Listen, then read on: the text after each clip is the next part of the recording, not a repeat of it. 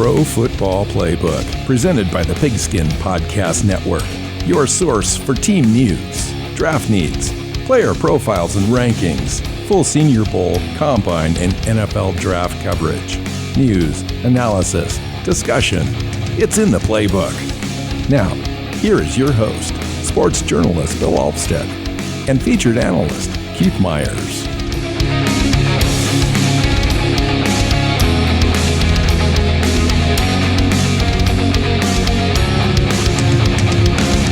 Hey guys, welcome into the Pro Football Playbook Podcast. I'm your host, Bill Alvstad, sitting down with Keith Myers. Here's our weekly draft episode version of the show. And this week we're on to top interior defensive lineman in the 2022 draft. Keith, thanks for coming in, man. Yeah. I love these draft shows. I mean, this is kind of our thing, right? We, that's the bread and butter. You and I spend a lot of time looking at draft picks and prospects and scouting, guys. Yeah. For the last 5 years we've been on, we've had a show for a regional team who you guys figure it out eventually probably.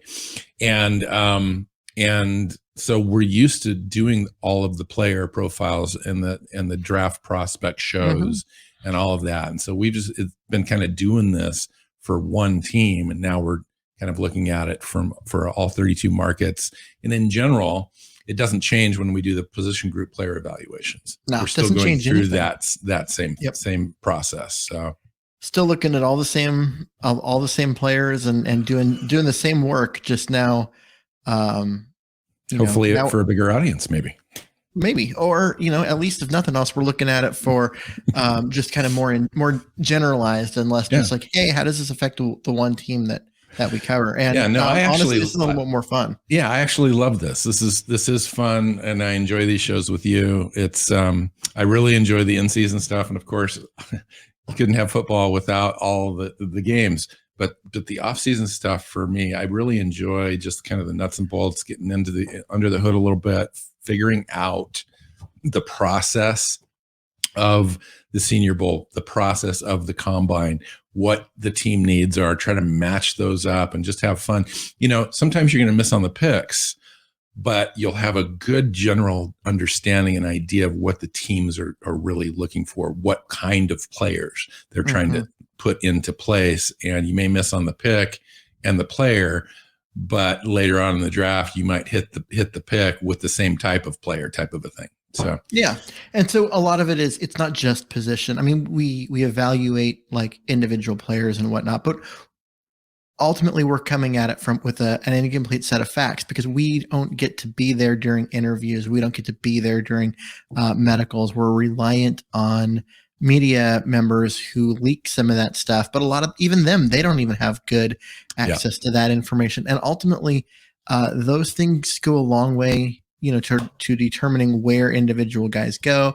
There have been plenty of picks where, the draft, you especially talk to the draft media, and they've got a player listed somewhere, and then come draft day, that player drops way down, and we're like, why? And then it comes out like a month later, like, oh, well, they had this legal thing that was going on, and it scared teams off. Right. And none of us knew anything about that because we just don't have access to that information. So, it's that kind of stuff. But ultimately, you and I watch tape. We watch a lot of tape, and break down guys and start looking at what we're doing. I am kind of the offensive line guru. You are more of a skill position and edge rusher guy. Like that's, those positions. Listen, well. So, I'm not going to pretend to be anything other than just a generalist. Like I just generally like doing the process and going through, and it's interesting, Keith, because by the time we're done, I kind of figured this out today, did a little bit of math. We evaluate, we talk about, nearly 300 players by the time it's all said and done. And that's the fun part. And when we get all done with the process, and we don't pretend to know, rarely do we hit on one or maybe two picks overall, on a team or what have you. But overall, the overarching knowledge base is there and built, and it just really provides a depth of knowledge in players throughout the league. And so when you go into free agency and so forth, you can kind of recall all the information that you originally had as they came into the league. So today is a fun day because I really enjoy the defensive line in general. And the interior defensive line guys are just a fun group to look at. I predict that you and I will have a different player as our number one prospect. Really? Yeah. That is interesting because we use a lot of the same resources when we start the process. And then of course we do our own evaluations, but we do. And we don't share any of the information prior to any shows, by the way. No. So do you want to start at number one, or do you want to kind of just name some names and work our way up? Oh no, let's start at number one. You just teased it and said that we were going to disagree. So all right, well, I'm going to let you go first. Okay, I will go first. My number one interior defensive lineman is Jordan Davis. Nose tackle, 340-pound defensive tackle out of Georgia. He's 6'6", just a ginormous mountain of a man that you just simply aren't going to move in the middle of that defense. And he was a lot of why teams don't run against Georgia effectively, because you just can't move him off that spot, and you have to double team him, because if you don't, he's not the fastest guy. He's not like an interior pass rusher. He's just a mountain of a guy, but even at that size, he will push, a guard or center, back into the lap of the quarterback, or disrupt a running lane by just overpowering the guy in front of him. You have to double team him. And even if you do, you're not pushing him off the line. And so to me, he's not flashy. I know that, flashy tends to get bigger press, but I don't know. But he's the best interior defensive lineman in my opinion. You can say best interior lineman in my opinion, and you are underselling Jordan Davis. You have undersold Jordan Davis, my friend. But that's not who you were. Jordan Davis is my number one pick in the draft for interior lineman. We did pick the same guy, but I'm telling you, you're selling him even a little bit short on the ability to get after the quarterback and disrupt the pocket. Jordan Davis, his 40 time is guesstimated at 5.10 40 time, but he was timed at 20 miles per hour running down a play this season. You can't run a 5.10 40 and run 20 miles an hour. That just doesn't happen. So I think he's probably going to come in at like 4.8, 4.85, something like that. He just looks faster than 5.10 on tape. 6'6", 340, monster of a man. So not only is he a monster of a man, dude, he's a destroyer of men. Literally, his nickname is Godzilla. I love that. Yeah. I love that. So he's a massive man of a spectacle, dude. I spent 25 minutes watching tape on him yesterday, Keith. And I couldn't stop. Like I was after I watched that initial 25 minutes, I was like, I need to keep watching this guy, because I was smiling the whole time. He's fun. He really is. He just has the demeanor of a guy that you want to have anchoring your interior defensive line in the NFL. Yeah. He's a guy that is going to just overwhelm That's exactly right. The best guards. Now, this isn't an Aaron Donald situation where he's going to dominate by being faster, quicker, and just like you can't block him and he's going to be upfield. But he could be Vince Wilfork, though. He could be Vince Wilfork. Yeah, he's going to simply overpower the guy in front of him, and that's why he was my number one. Interesting. You said that we were going to disagree. Well, I thought you were going to go with the upside of Marvin Lial. I really did. Texas A&M, 6'4", 290. But when I watched Marvin on tape and then I watched Jordan Davis, they're just two different types of players. They play a similar role in a similar position. Jordan Davis surprisingly can anchor, can be double team, can split double teams, defends the run really well, but he does still give you he moves surprisingly well for his size. He really does. He can run and chase. He's a guy that has lateral agility and quickness, a guy that can get off the ball snap very quickly. He just does. It's on tape.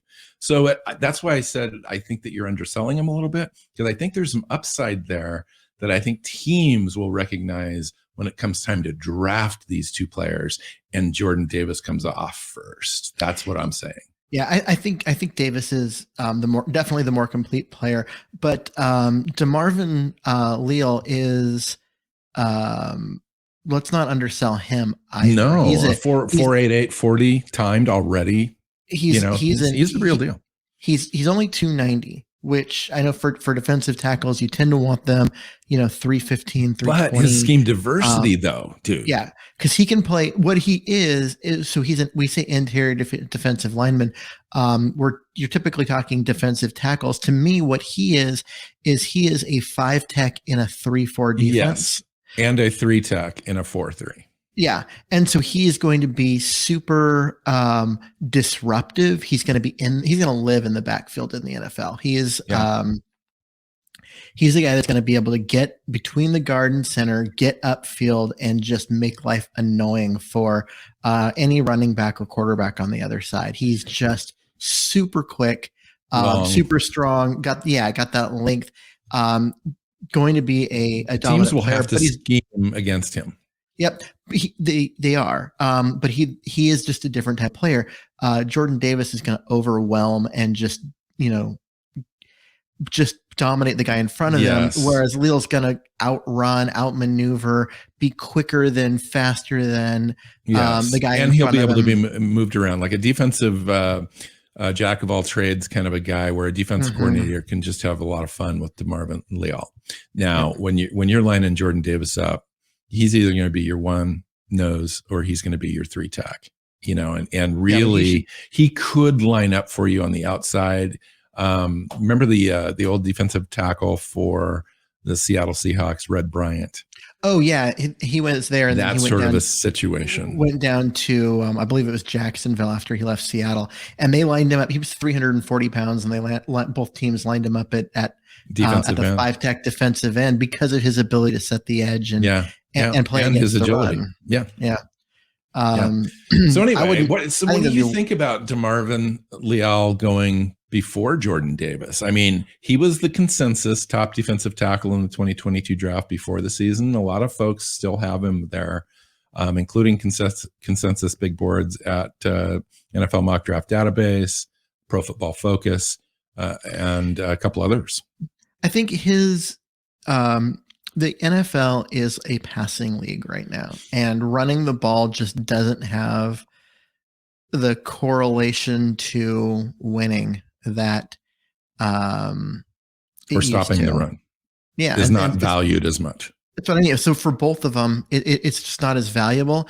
And so that pass rush ability of being able to get upfield and be disruptive and is going to be valued higher. And that's why I think consensus Lial's going to be rated higher. But I agree with you. I think Jordan Davis is probably the first defensive tackle off the board. I think if Jordan Davis goes through the combine, I think that Jordan Davis jumps DeMarvin Lial.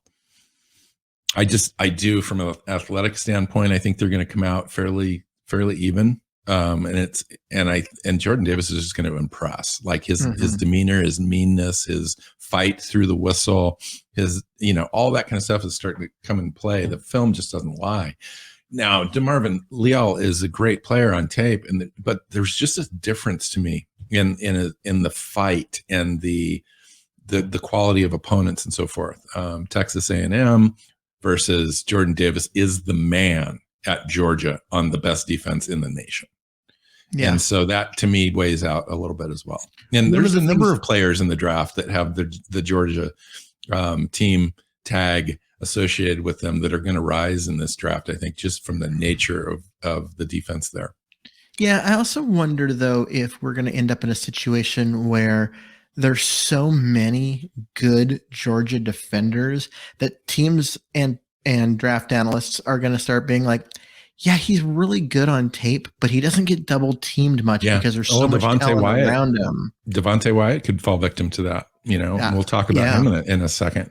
Not very long, because he's also here in the top 5. Right. So, yeah. And Trayvon Walker, He is another name. They kind of get lost with Jalen Carter coming up as well. Like Jalen Carter is going to be eligible to be in the 2023 draft, and he's already getting talk about being the top interior defensive lineman next year. So, I mean, there's just a tremendous group there. So, anywho, yeah, you've got a situation in Georgia where there's just so many good defenders. Yeah. Okay. So let's. I wanted to say this one thing. So when I was watching Jordan Davis, I had happened the night before to watch. I was watching the Twin Towers movie. It just happened to be on, and I was like, you had it on full, surround sound, Dolby Pro Logic theater, and it was the scene where all the orcs are forging all of their iron weapons, and the orc, the main nastiest orc possible, is kind of born out of the mud that he's in. He kind of tears that sheath away, and he emerges, and he stands up, and his arms are crossed, and he's like, it's the ugliest thing you've ever seen. Jordan Davis is that guy. I was wondering where you're going with that. I think you just said Jordan Davis was ugly. No, it's not ugly. It's just a mean ass MFer. Yeah, that's Jordan Davis. He's just not. He's a man's man. Like I said, he's a destroyer of men. And I wrote that quote. Like I wrote that out when I was watching him. I was like, this guy just tosses people away. Just moves them away like they're not even there, and makes plays. I just like, wow, that guy's crazy good. And at this point, we've officially exhausted my list of first round defensive tackles. Okay, I agree. Yeah, you could possibly see a player like, I'm going to say, hold on, let me go through my list. Trayvon Walker could potentially come up if he does well in the bowl games and at the combine. Problem with Trayvon Walker is going to run into is his lack of scheme diversity. He is a 3-4 outs or defensive end, but he is not a 4-3 tech.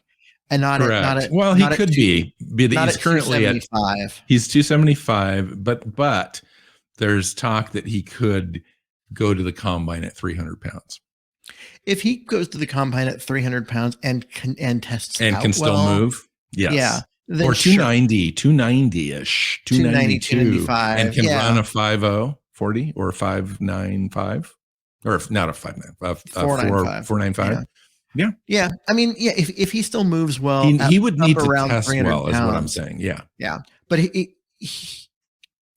his play weight was at 275, which means he's not an interior defensive lineman in a 4-3, and most NFL defenses are 4-3, which means he doesn't have the value to the most of the teams in the NFL.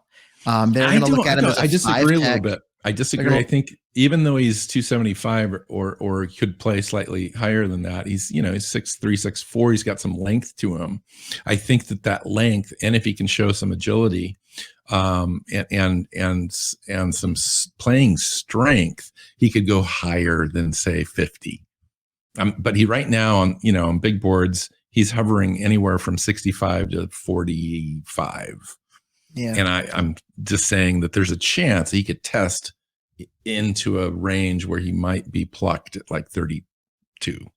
See, he's under at this point. Like I said, he would need to put on the weight and test well, because just testing well at 275 he's still going to be overwhelmed in the interior by NFL guards and centers. He's going to get moved off the ball, and that's going to be a problem. So what then does is, like I said, he's either a 3-4 defensive end, or he is a situational guy that can play some 5 tech defensive end against the run and slide inside to the 3 tech and third and long type situations, and he becomes more of a rotational guy and a specialist. Interesting. And I just don't see. So do you see him having like a 4th round grade then, or third round? I see him being plucked off the board in early round 3. Wow. So you're talking about 100 ish. No, that would be early round 4. 65 would be round 3. True. And so I'm thinking, somewhere in the late 50s, early 60s, somewhere in there, simply because teams know, the teams that play a 3-4 know that he's not going to be on the boards of a lot of other teams, so they can wait and still get the guy they like. I just don't see him. This is where I'm looking at his current play weight. If he comes into the combine at 290, 295, and still moves like he does on tape at 275, well, that's different. But assuming that he comes in at 275, or he tries to put on the weight, doesn't test well because of it. That's the worst. Then loses the weight, tests well at his pro day, but back down at 275. That that kind of situation, he's going to be fallen. Yeah, he's going to be fallen. Yeah. So give me your next guy that you want to talk about. My next guy would be Perry and Winfrey out of Oklahoma. And I know Oklahoma is not known for their defense, especially defensive line play, but I was just talking about a guy that I like. I like his motor, his ability to get horizontal and get out to the lines at times, and it just a guy with a lot of movement, and I just think I like him there as well. I like him there as well, as far as being maybe just up above Devontae Wyatt. And the reason being is his scheme diversity at that weight, the 6'3", 290. He can play all along the defensive line. He's got the size and the power to do that. He's got the leverage against the run. He's a strong tackler. He's got some extra swim moves beyond just a bull rush that he can employ to get after the passer. So this guy isn't just a run, stop, set the edge guy at the 5 tech. He can also come down and play the 3 tech and play it effectively and move the pocket around a little bit. So I see, a player, with a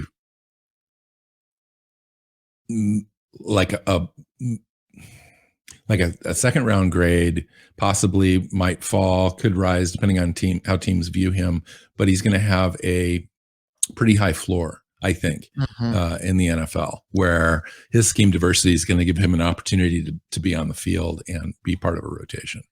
Yeah, I think he's a guy that is going to be a starter, and you said it, where you can play him anywhere on the line. I think you can you can line him up in a lot of different places, or you can just line him up in the 3 tech every down, but then not be afraid to have defensive end stunts inside of him and make him go outside and set an edge, or get upfield there, and you're going to be able to do things like that with a guy like this, because he can do a lot of things well.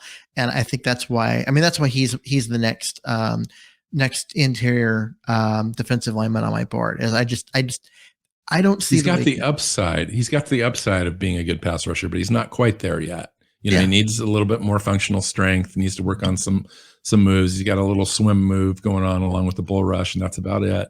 Could add to that a little bit. And really, he's already made, though, to set the edge. I mean, he could be 5 tech right away, I think, in the NFL.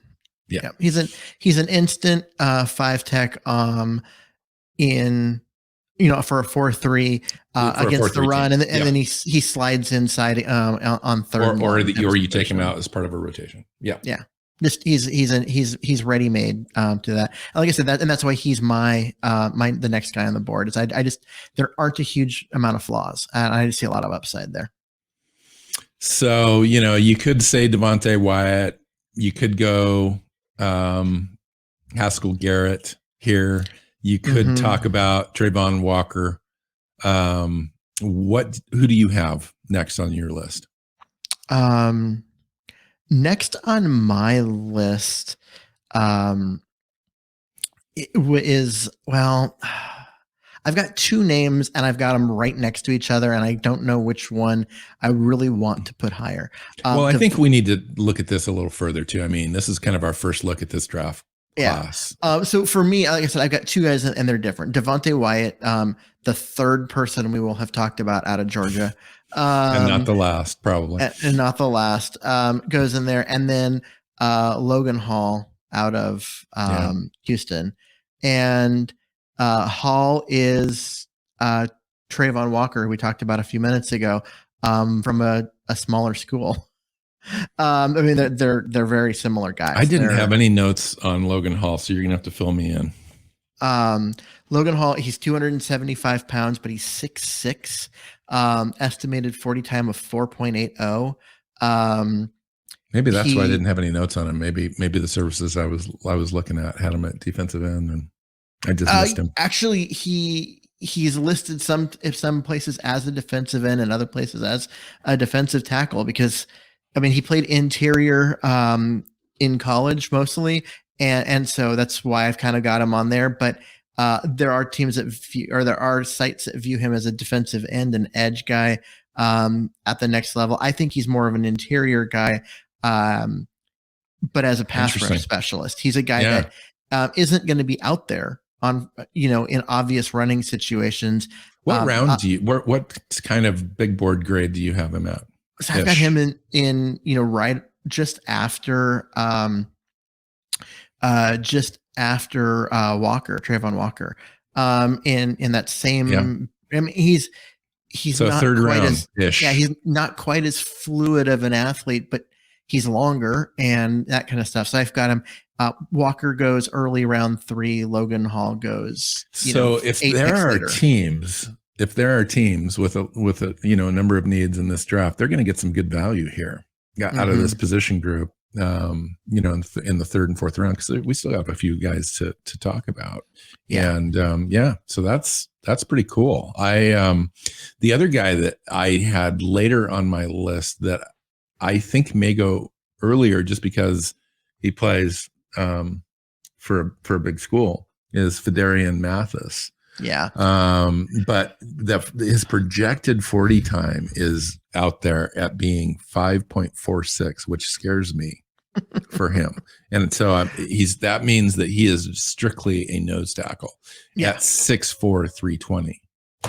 And 6'4", 320 nose tackle. I mean, that's not huge for a nose tackle. Usually a lot of your nose tackles, and a lot of folks have him, being able to slide over and play the 3 tech and so forth. Nobody's going to ask him to play a 5 tech out of that size, but we'll see. I mean, that's a stout kid, but at that time shows a lack of athletic ability, a lack of agility. And so that would give me a little bit of skepticism. He still has a ground 2-3 grade on some sites though. Yeah. And I think he's going to go in that range. He's a guy with a lot of upside. He gets good leverage, keeps his pads low, gets underneath people, long armed, guy, plays with a lot of functional strength, drives, offensive lineman back, doesn't get moved. He anchors Alabama's defensive line. I mean, there's just no question he has some value. Yeah. I mean, he's a big time high school recruit out into college. And so, there's a lot there to work with. But yeah, but you're right. You look at that and you go, okay, at that, is he athletic? He's clearly big and strong, and there's a lot of talent that you can work with, but is he that special athlete? He's not a run and chase guy. I mean, he plays in a box. Mm-hmm. Is he a special enough athlete? And I don't know if you're going to get a consensus of people saying yes. I still think there's a lot of value, and I think where do you mock a guy like Fedarian Mathis? I think end of round 2. Really? Yeah. Oh, goodness. He's just go watch his tape. There's so much to like about him. Okay. He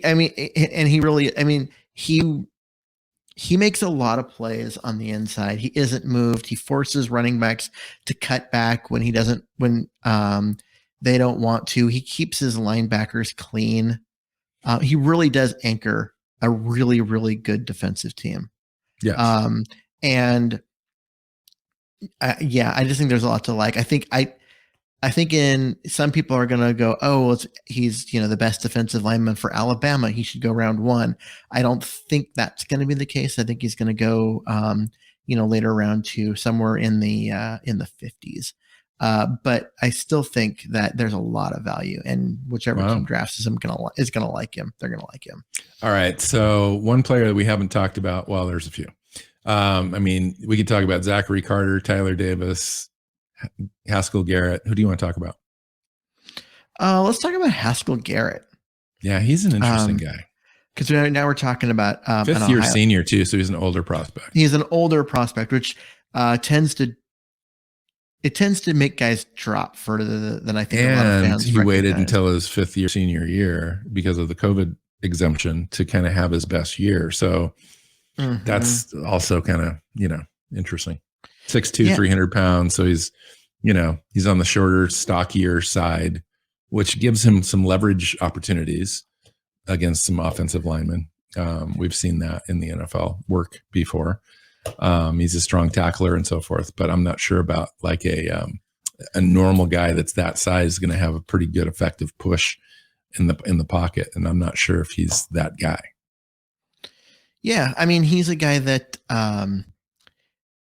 we'll see. I mean, he's a shorter, stockier guy, but has reasonable arm length. Even though he's not quite as tall, he's only 6'2". But yeah, that natural leverage of being able to get into get under people. He's got very active hands, lands his hands very effectively to get offensive linemen off balance and does good things that way. As far as pure athleticism go, he's not huge at 300 even, but he's also not super quick. So would you want him on your team if he was like, what kind of option would you need to get to if you selected Haskell Garrett out of Ohio State? Like, is he your third guy, fourth guy on your board, sixth guy? Are you taking him in the fourth round? Like, where does he go? Well, it depends on the team that you're drafting for. If I'm drafting for the Chargers, for instance, he's probably the third guy on my board. Because God dang, they need defensive tackles on that team. And you want guys that aren't pass rush specialists. You want guys that can play every down or at least first and second down and then come off the field. And he's a guy that I think you can put him in the middle of your defense and he'll do some good things for you, but he may not dominate in a way where you may have to take him off the field on 3rd and long and bring in a specialist who can get upfield after the quarterback a little bit better. So he might not be so well suited for, say, the Rams or something like that. Yeah, the Rams are probably, if you stick him next to Aaron Donald, I don't know. I think next to Aaron Donald, you probably want more of a nose tackler kind of guy, just because Aaron Donald can get upfield so quickly that if you need somebody there. Yes. If you run your running game right, you can take advantage of the fact that he's no longer on the line of scrimmage because he's already trying to murder your quarterback. That's what happens. He's almost too dominant. I'd rather have more of a nose tackle. Let's talk about a couple other guys and then we'll wrap this thing up. Who do you got? I was actually wondering if you mentioned Tyler Davis. I wanted to get your take on him. And we really didn't talk about Devontae Wyatt either very much. Yeah, we kind of skipped over him, but yeah, Clemson, talked about a lot of Clemson defensive linemen are coveted, and there's a reason because they're really well suited for the NFL. They're well coached. Their position coaches there do a good job making sure their assignment correct and so forth. Tyler Davis is an interesting guy because he really didn't play in 2021. He had the torn bicep injury, had surgery. It's really going to depend on if he's able to participate in some off-season stuff here before the NFL draft. If he is, he's got some upside there. He was one of the top-rated defensive tackles before the season. He just didn't get a chance to prove it.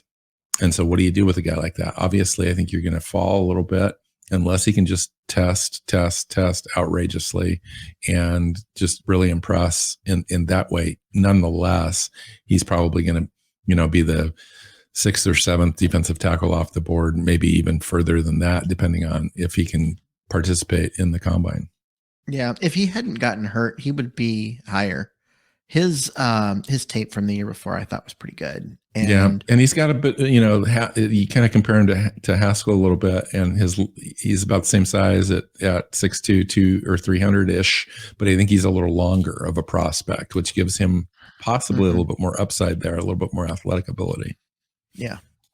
Another guy we have kind of skipped over is Travis Jones out of UConn. 6'4", I didn't have any notes on him. 6'4", 330. Yep.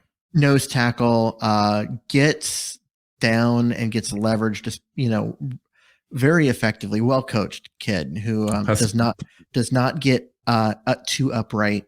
Plays with good balance. He does have some steam ability too. Yeah, very instinctual in terms of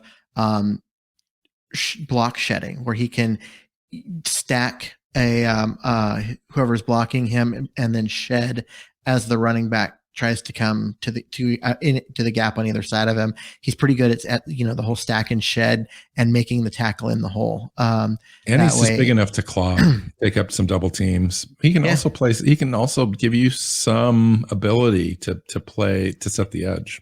Yeah, and teams don't ask guys to two gap much anymore.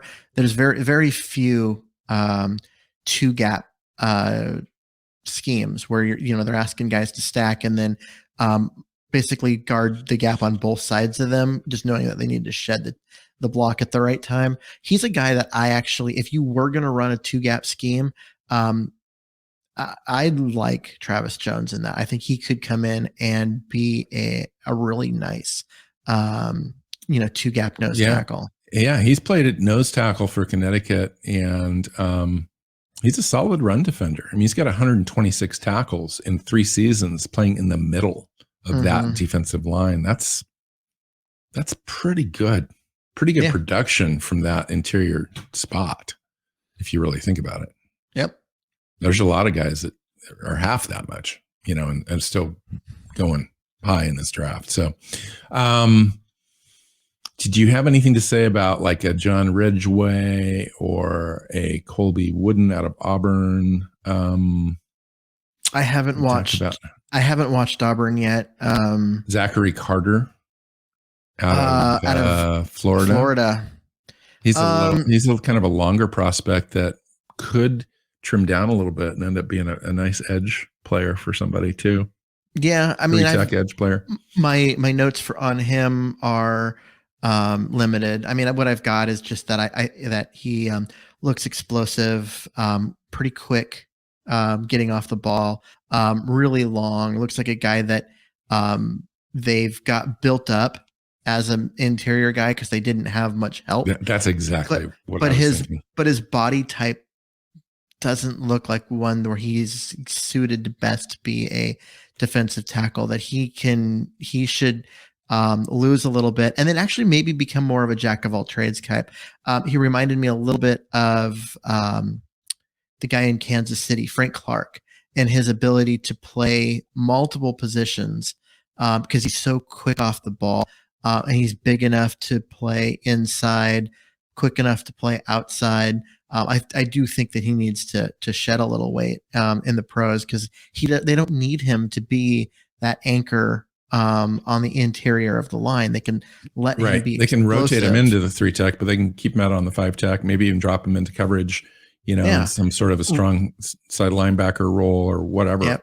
Rotate him around, move him, make it difficult on opposing teams to know where he's coming from type of situation. I think that's ultimately where he ends up in that kind of role.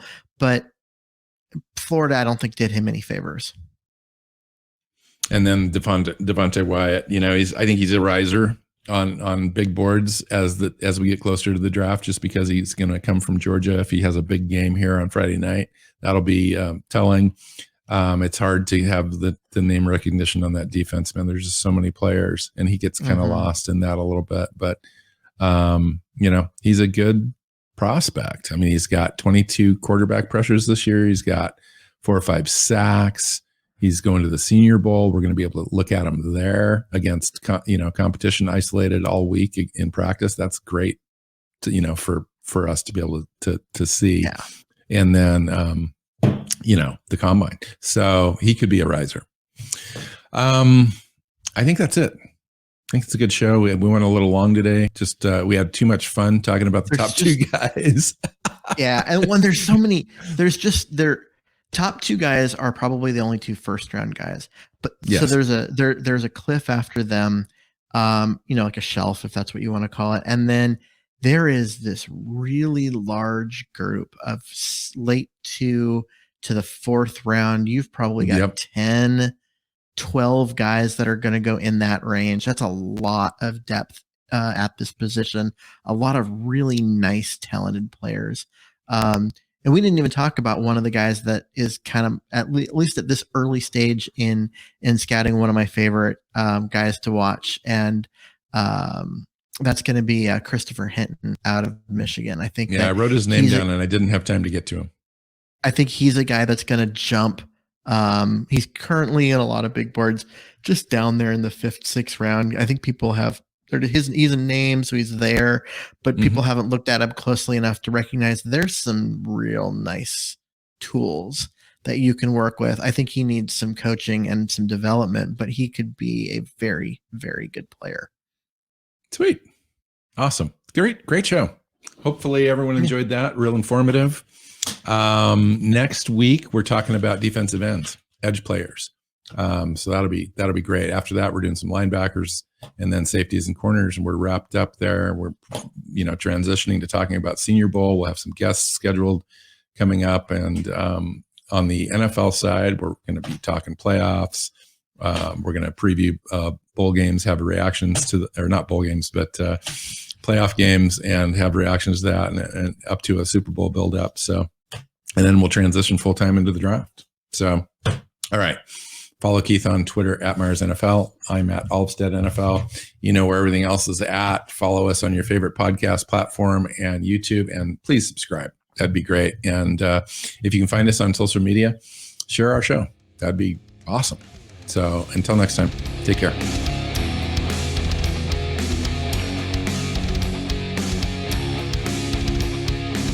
Thanks for listening to the Pro Football Playbook Podcast. Follow Keith at Myers NFL. Bill is at Alvstad NFL. The show is at PF_Playbook. Listen and subscribe on your favorite podcast app or YouTube, and at our website, profootballplaybook.co.